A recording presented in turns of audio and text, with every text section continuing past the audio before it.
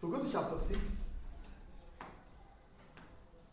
Making informed decision as a consumer. Who are consumers? Consumers are those who buy from other businesses. We are consumers because we are buying a certain product or we are paying for a service for our personal use. That is why we are consumers or customers. Consumers are people who buy or use goods and services for personal use rather than business purpose. When we buy goods or services for business purpose, that means we are business people. We are traders. But in as much as we are buying for personal use, we are considered to be consumers or customers. Do we understand who customers are? Customers are people who buy goods or services for personal use. That's why we are customers. Like the fraction. This one you're doing, you're receiving a lecture from me or a class from me, is because you paid for a service. So this is personal.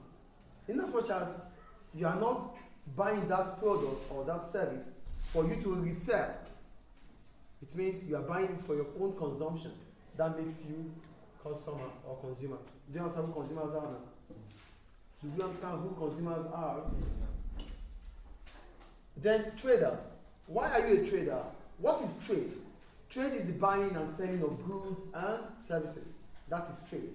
The buying and selling of goods and services. That makes it trade. So those who buy, those who sell to customers are what? Traders. So that's why trader sells goods or services as a business, trade or profession. So in as much as you are selling, you are a trader. You are not consuming. If you are consuming, you are a consumer. You are a customer. But if you are buying for the purpose of to sell, you are a trader. Do you understand who traders are now? Consumers buy for personal use. Traders buy for selling. So that's why trade is buying and selling of goods and services. Do you understand traders? Do we understand trade? Trade is buying and selling. Trade is the buying and selling of goods. Buying and selling of goods. That's trade. So those who involve in this process are called traders. Do you understand traders now? Then we have what we call consumer laws and consumer contracts. When you buy from your friend, there's no law guiding your transaction. Whatever happens within your transaction, government doesn't care about it. The law does not care about it because you are buying from a private individual. But as soon as you buy from a business that calls itself a business, then there are consumer laws. If I'm selling to my friend, there's no consumer law on that. But if I'm buying in a shop, if I'm buying from a school, then there's consumer law. Consumer laws are applicable only if consumer buys from a business, not from a private individual, like your friend, your family. Get it right. You could buy from your family because your family has a shop. But what? You better stop that already. You could buy from your family because your family has a shop or has a business. But if it is no business, no shop, individuals, you just meet each other and you're selling, there's no consumer law for that. That means there's no consumer right. Are you guys with me? No. No.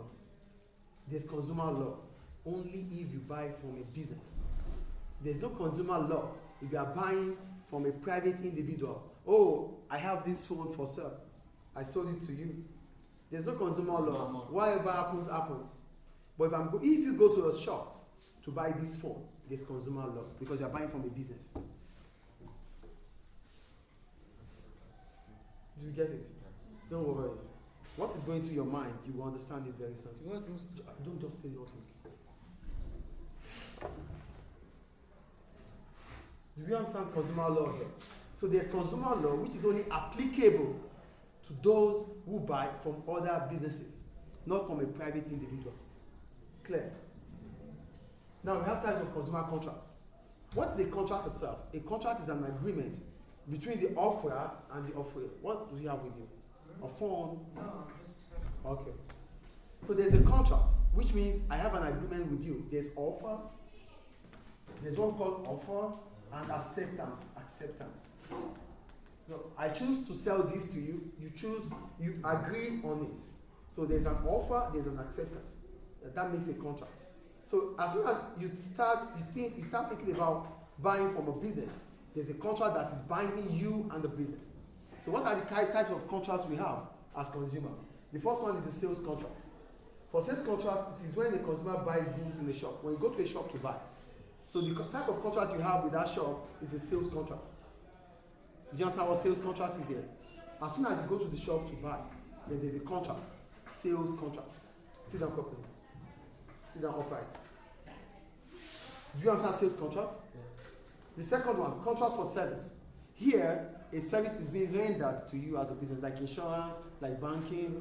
These are services. This occurs when the consumer engages a trader to provide a service. Go. For contract for service, it means, oh, you have a contract with me, you have a contract with the bank. That is service. Contract for service. Do you understand contract for service here? Yes. The third one is digital. For digital content contracts, it simply means you are allowed to supply contents on a digital form. It allows the content to be supplied in digital form. Example is the ebook. You bought an ebook. They are digital. So it's a come in and take it. So we have, you go in. We have digital service contract.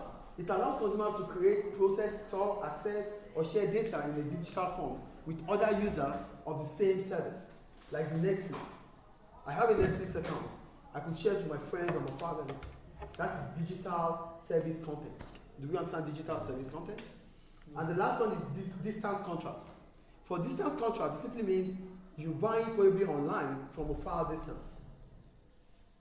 When a consumer buys online by catalog or over the phone, you could Alibaba, Amazon, and the rest. You buy from there. That is digital distance contract. You are not buying closer to where you are. There's geographical location that is different from where you are. So when you buy online, it is what? A distance contract. In as much as it is not available within your jurisdiction. Do we get it? Any question about consumer laws and contract? Thank you.